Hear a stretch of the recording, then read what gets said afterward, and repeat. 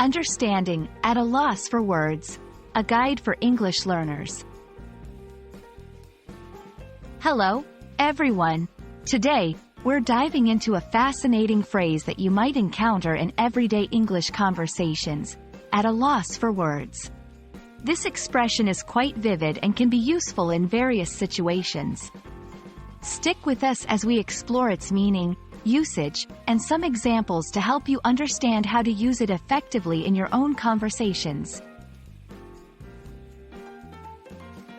The phrase, at a loss for words, describes a situation where someone is so surprised, shocked, or overwhelmed that they cannot find the right words to express their thoughts or feelings.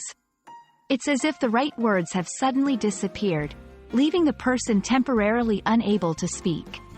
This expression vividly captures that moment of speechlessness, whether it's due to amazement, admiration, disappointment, or any intense emotion. Understanding the phrase is one thing, but seeing it in action can help clarify its use. Let's look at a few examples. After receiving a surprise gift, when I saw the surprise party my friends threw for me, I was at a loss for words. During unexpected moments, the breathtaking view from the mountaintop left us all at a loss for words. In emotional situations, hearing the news of his sudden passing, I was at a loss for words. These examples show that the phrase can be used in positive, negative, and neutral contexts, depending on the situation that triggers the speechlessness. It's also helpful to know some synonyms or similar expressions that convey the same feeling. Knowing these can enrich your vocabulary and make your English more varied and colorful.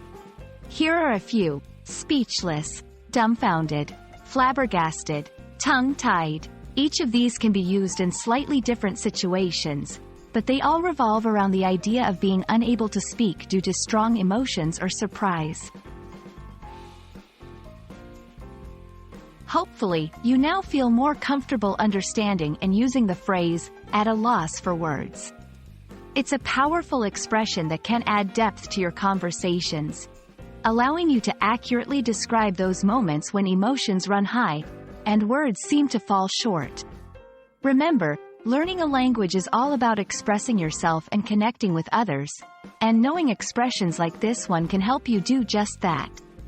Thank you for joining us, and we look forward to helping you with more English language tips in our next video.